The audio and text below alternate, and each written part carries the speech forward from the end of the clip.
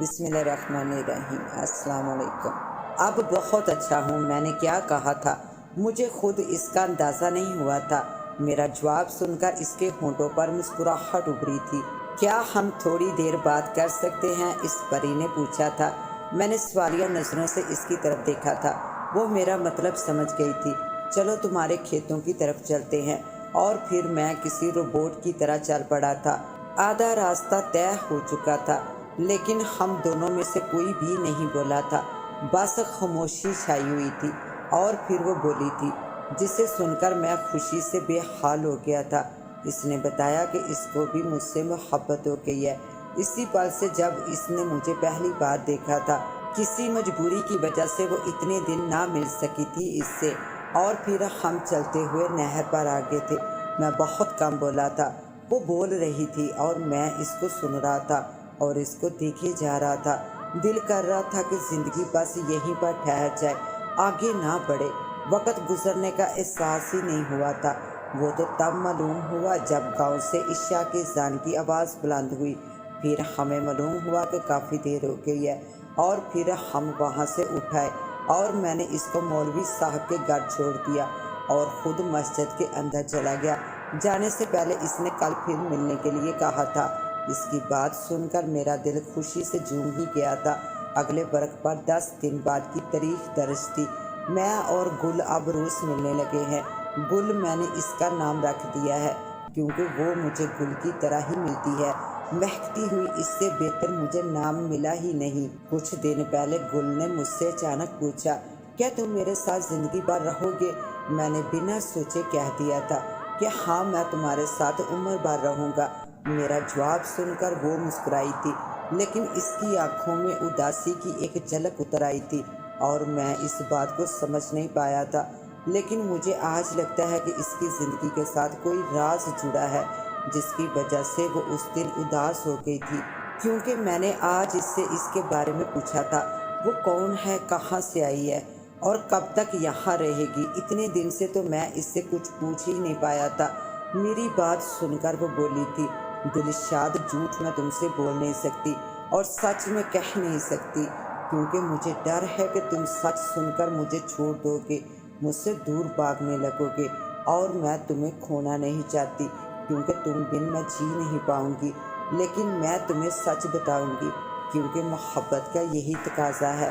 پھر آج مجھے خوشی سے جی لینے دو، میں کل تمہیں سب کچھ بتا دوں گی۔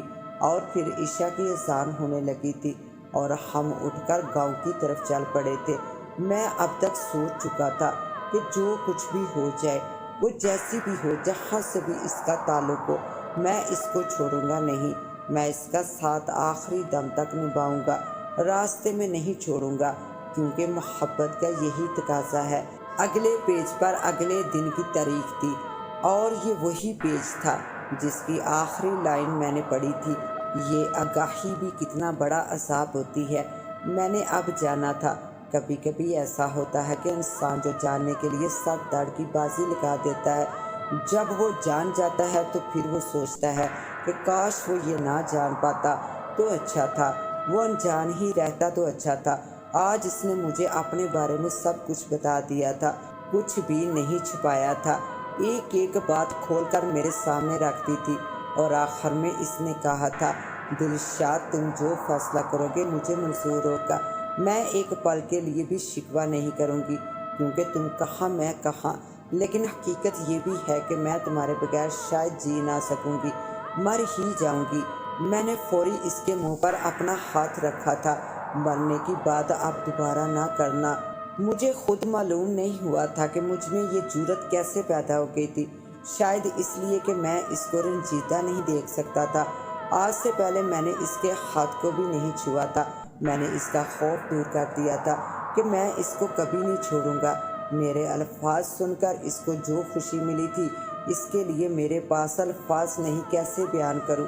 میری بات سن کر وہ آگے بڑھی تھی اور مجھے گلے سے لگا لیا تھا، اور یوں لگایا تھا جیسے ہم برسوں بعد ملے ہوں اور ملن کی پیاس نہ بجھ رہی ہو۔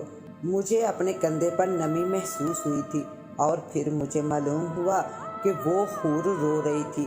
میں نے اس کو خود سے علیحدہ کیا اور پھر دونوں ہاتھوں سے اس کے آنسو صاف کر دیے تھے اور پھر کبھی نہ رونے کا وعدہ لیا تھا۔ مجھے معلوم ہے کہ کوئی بھی نارمل انسان سنے گا تو مجھے پاگل کہے گا، لیکن مجھے اس سے کوئی فرق نہیں پڑتا۔ مجھے تو بس اب محبت کا مان رکھنا ہے، مجھے اب محبت کو نبھانا تھا، چاہے کچھ بھی ہو جائے۔ میں شاید آج کے بعد ڈائری نہ لکھ سکوں گا، کیونکہ ڈائری سے تو بندہ اپنے دل کی ہر بات شیئر کرتا ہے، لیکن اب میں نہیں کر سکتا اور جھوٹ میں لکھ نہیں سکتا، اس لیے بہتر یہی ہے کہ اس کو نہ لکھوں۔ میں نے ڈائری بند کر کے گود میں رکھ لی تھی۔ ڈائری سے میں صرف اتنا جان پایا تھا کہ جو میں سوچ رہا تھا کہانی کچھ ویسی ہی نکلی، لیکن دلشاد کی اس حالت کے بارے میں کچھ نہیں جان پایا تھا، اس لیے اپنے خیال کے سچ ہونے پر خوش نہیں ہوا تھا۔ میری آنکھ پیاس کی شدت سے کھلی تھی، لیکن فضا میں موجود خوشبو نے بے اختیار مجھے دلشاد کی چارپائی کی طرف دیکھنے پر مجبور کیا تھا، کیونکہ یہ ویسی خوشبو تھی جیسی میں نے باغ میں محسوس کی تھی۔ اور پھر میں نے دیکھا کہ دلشاد اپنی چارپائی پر موجود نہیں ہے۔ میں نے خیال کیا کہ شاید نیچے واش روم میں گیا ہو، لیکن دوسرے ہی لمحے میرے خیال کی نفی ہو گئی تھی، کیونکہ دلشاد تیسرے مکان کی چھت پر کھڑا ہوا تھا اور اس کا رخ کھیتوں کی طرف تھا۔ 3 مکانوں کی چھت ایک ہی تھی اور میں پہلی چھت پر تھا۔ میں جو اٹھ کر پانی پینے کے لیے جانے کا ارادہ بنا رہا تھا، ترک کر دیا تھا اور دلشاد کی طرف دیکھنے لگا تھا کہ وہ اب کیا کرتا ہے اور کیوں کھڑا ہے وہاں پر۔ کافی دیر گزر گئی تھی مجھے دیکھتے ہوئے، لیکن کچھ بھی خاص نہیں ہوا تھا۔ دلشاد کبھی ایک جگہ پر کھڑا ہو جاتا تو کبھی واک کرنے لگتا تھا۔ اس سے پہلے کہ میں چارپائی سے اٹھ کر نیچے جاتا، میں نے محسوس کیا کہ ہوا میں موجود خوشبو کم ہونے لگی تھی اور ہلکی ہلکی بدبو پھیلنے لگی تھی، اور پھر تھوڑی ہی دیر میں خوشبو آنا بند ہو گئی تھی، جبکہ بدبو بہت تیز آنے لگی تھی۔ سانس لینا بھی مشکل ہو رہا تھا۔ بدبو ایسی تھی جیسے گندگی کا کوئی بڑا سا ڈھیر چھت پر لا پھینکا ہو۔ یہ میرے لیے حیرت کی بات تھی، کیونکہ چند لمحوں میں خوشبو بدبو میں بدل گئی تھی، اور پھر اگلے پل جو میں نے منظر دیکھا وہ میری جان نکال دینے کے لیے کافی تھا، کیونکہ دلشاد جو چھت کے کنارے پر کھڑا تھا لڑکھڑا کر چھت سے نیچے جا گرا تھا۔ میں ایک دم سے چارپائی سے اچھل کر اٹھا تھا اور اس طرف بھاگا تھا جس طرف دلشاد گرا تھا چھت سے۔ میں نے دیکھا دلشاد اندھے منہ گرا ہوا ہے۔ میں نے دلشاد کا نام لے کر آواز دی تھی، دلشاد تم ٹھیک ہو؟ میری دوسری آواز پر اس نے جواب دیا تھا کہ میں ٹھیک ہوں۔ میں جلدی سے نیچے اترا اور بیرونی دروازہ کھول کر دلشاد کی طرف بھاگا تھا، اور پھر میں نے دیکھا کہ دلشاد آگے سے واپس آ رہا ہے۔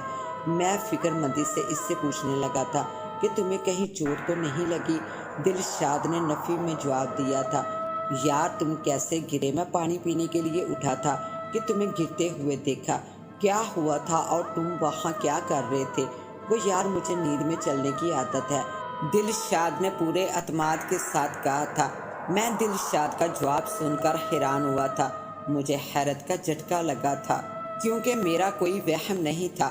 میں نے 15 منٹ دیکھا تھا دلشاد کو واک کرتے ہوئے، اور اب دلشاد کہہ رہا تھا کہ مجھے رات میں چلنے کی بیماری ہے۔ میں چپ کر گیا تھا اور بولا تھا، یار تمہارے ساتھ ایسا کب سے ہو رہا ہے؟ کافی عرصہ ہو گیا ہے۔ تم یار پہلے بتاتے میں تمہیں اوپر سونے کے لیے نہ کہتا۔ بس یار ایسا کبھی کبھی ہوتا ہے، اس لیے میں نے تمہیں نہیں بتایا۔ ہم واپس چھت پر آ گئے تھے اور 4 پائیوں پر لیٹ گئے تھے۔ مجھے ایک چیز حیران کر رہی تھی، وہ یہ کہ خوشبو کہاں گئی اور پھر اتنی گندی بدبو کہاں سے آنے لگی تھی ایک دم سے، اور اب کچھ بھی محسوس نہیں ہو رہا تھا۔ 4 پائی سے اٹھنے کی آواز سن کر میں پوری طرح ہوش میں آ گیا تھا۔ میں سو تو رہا تھا، لیکن اس طرح کہ میرا ذہن جاگ رہا تھا۔ اور پھر جوتا پہننے کی ہلکی سی آواز آئی تھی، وہ بھی رات کا سناٹا ہونے کی وجہ سے ابھری تھی، ورنہ اتنی ہلکی آواز کہاں آتی ہے۔ پہلے تو میں نے خیال کیا تھا کہ دلشاد باتھ روم کے لیے اٹھا ہوگا، لیکن دروازہ کھلنے کی آواز پر میں نے آنکھیں کھول دی تھی۔ پچھلے 1 ہفتے سے میں کچھ اسی طرح سو رہا تھا۔ اب ہم چھت پر تو نہیں سوتے تھے، صحن میں سوتے تھے، لیکن گھر والوں سے کافی فاصلے پر، بیرونی گیٹ کے قریب۔ تھوڑی دیر بعد میں اپنی 4 پائی سے اٹھا تھا اور باتھ کی طرف گیا تھا، جو کہ میری امید کے مطابق خالی تھا، اور پھر میں بیرونی گیٹ کی طرف بڑھ گیا جو کہ کھلا ہوا تھا۔ میں نے دروازہ کھول کر باہر جھانکا تھا اور سڑک کے ایک سرے سے دوسرے سرے کی طرف دیکھا تو دلشاد نظر آ گیا، جو کہ ڈیرے کی طرف جاتی سڑک پر جا رہا تھا۔ میں باہر نکل آیا تھا اور آہستہ سے گیٹ بند کر دیا تھا اور اس سے کافی فاصلہ رکھ کر چلنے لگا تھا۔